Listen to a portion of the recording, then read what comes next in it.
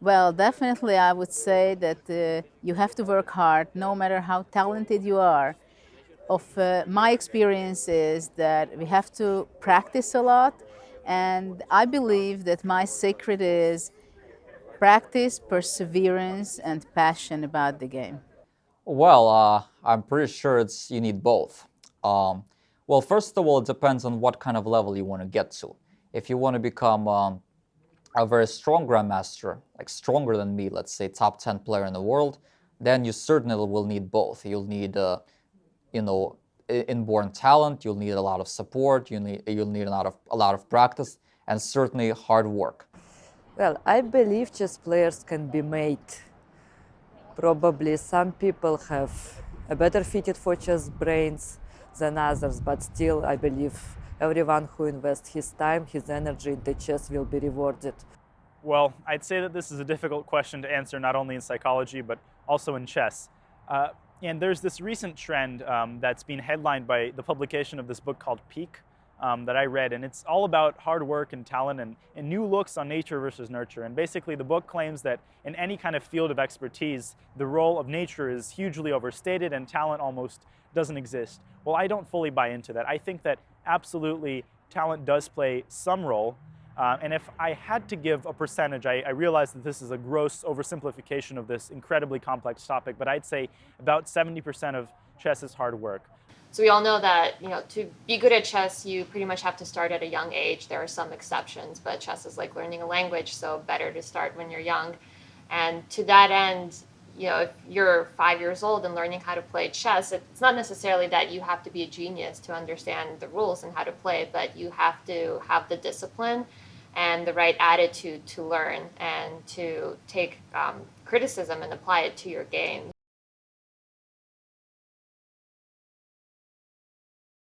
I have learned how to play chess at around the age of 4 from my father, who for several years was my only, let's call him, trainer and sparring partner. Then around the age of 7, 8, I started participating in simuls with strong Romanian players, and this offered me a new perspective. And one of these players, the international master Mircea Pavlov, became my first trainer around the age of 10, 11. My father introduced me to chess when I was 5 years old, and he was my first teacher. He taught me for the first 4 years of my life. And when I was about 9 years old and getting to be an advanced player around 1800, he decided to find a professional teacher for me. And we tried, one or two teachers before finally settling on a recently arrived immigrant from the Ukraine, Mikhail Schrossman, who had been a professional teacher for many years and had already raised grandmasters Dorfman and Husman. I started playing chess at the age of 5 from watching my older brother Martin play against my dad. So it was a wet, miserable weekend in the northwest of England, and my dad got out his old chess set and showed my brother how to play, and that's how I began, because I also asked for a game. My grandfather was the one to teach me chess when I was about 5 years old. Afterwards, I studied chess in the primary school, as it was a compulsory course. I learned to play chess when I was 6 by my elder brother. He took a book about chess and he taught me to play with him. And soon after that, I started beating him, and then my parents took me to a local chess club where I had some coaches.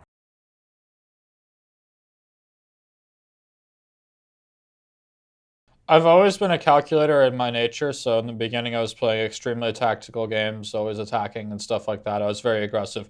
I still am very aggressive, but now I'm a bit more mature about it.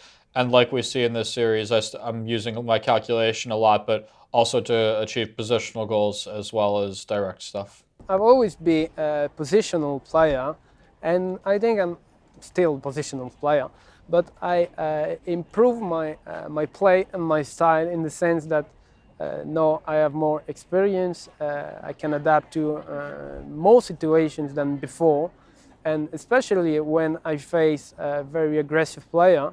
Well, my playing style did not change very much because, let's put it this way, my chess generation grew up with a Kasparov who was like 5 years older, and we all kind of followed him. So then, and still it was not so long ago until this Talmania was around the world. So dynamic style was actually what occupied me from the very start.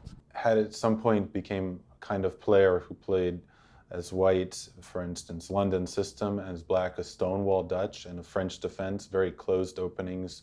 But at the same time, I did like to attack and so on. And then later, I became much more attacking style player. And now almost everybody sees me as being kind of like a loose cannon as far as my style of chess.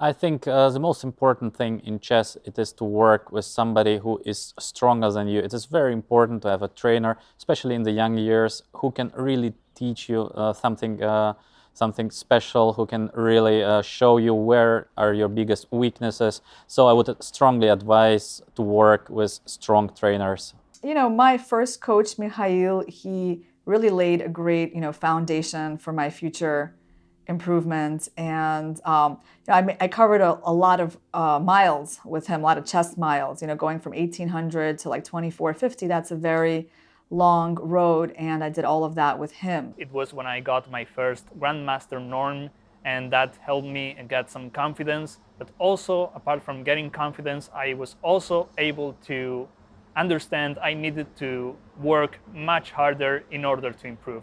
When I got to around 2150 level, it was very hard for me to make the break into National Master to 2200. And what really helped me make the jump, and I think I may have gained maybe 100 or 150 rating points in the span of a year, was I started reading Kasparov's greatest predecessor books.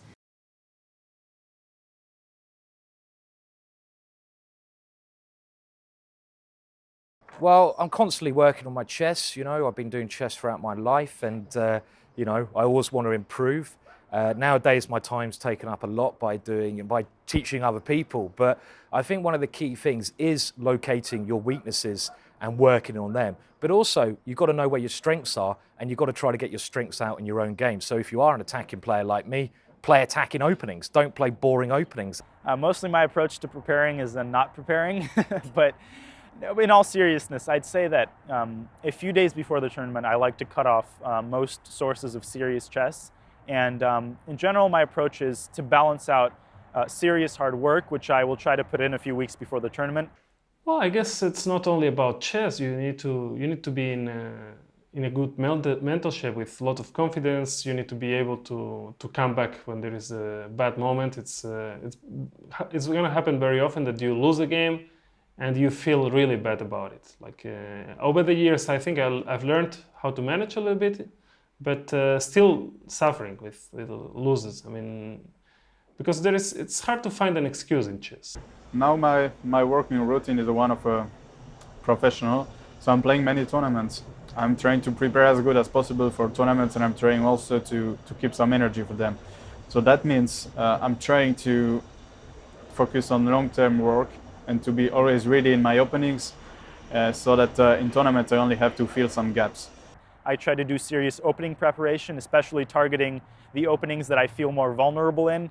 And I kind of up the ante in terms of tactics, and I train my calculation a lot because like any sport or like any field, it's good to be in shape once you are tested. But in terms of specialized preparation, I don't believe in going 24 hours the day before a tournament or something like that.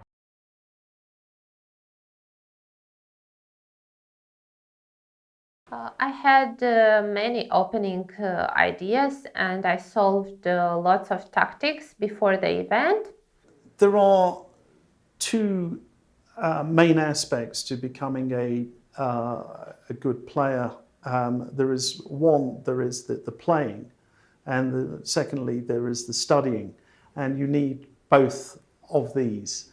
Sure. Well, if you have a big tournament coming up, you have to be sharp with tactics. I learned that the hard way several times. I would go through months without playing in the big tournament. Then I would show up at a big tournament and I would still get good positions. I would play at my level, but then I would miss a tactic or I would spend a lot of time because I was rusty. Well, nowadays I'm solving tactics and calculations problems every day, and I'm trying to prepare some openings and do a lot of positional exercises too. Studying, of course, that can be done in the quiet of one's home. Another thing that can be done in the quiet of your home is playing online.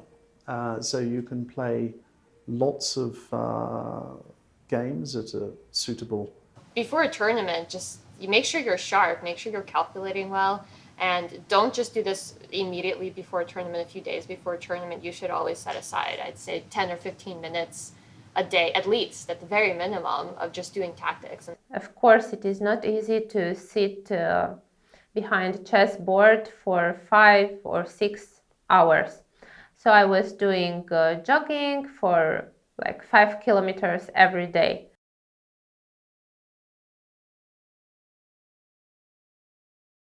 Sometimes I tell to my students, you shouldn't learn by heart all the variation, but just try to understand why we said that move was better than the other one, and why this player played this variation. You know, memorization has a big place in chess, and it's very helpful sometimes to just remember concrete things. But of course, the real focus should be on understanding. I think memorization and understanding is something very different. In case you memorize just the opening moves, basically anyone can memorize a lot of opening moves. I think that understanding the ideas is actually a vital thing. Well, I think there's a key thing. You have to memorize some things, but understanding is the key thing in chess. You need to understand ideas. So constantly, every move you play, you should be asking yourself, why? Why am I playing that? What purpose does that move have? We have, of course, very wide range of different positions in chess. Some positions are very forced. Here, it helps a lot in case you can memorize the best moves in the position. Other positions are much more calm. The memory can let you down. You can forget something in a specific variation. But when understanding, you can use the pattern thinking.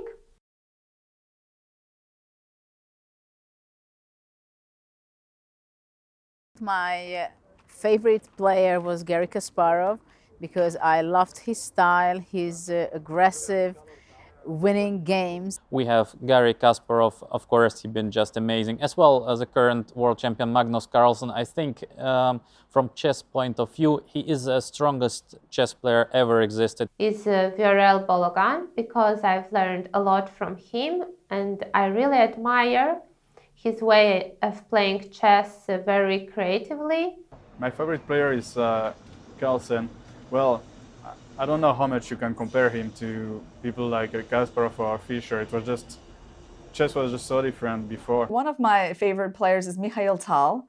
You know, I went through his book, My Life in Games, and I think that's a fantastic book. I would just mention that I consider Fischer the greatest player of all times.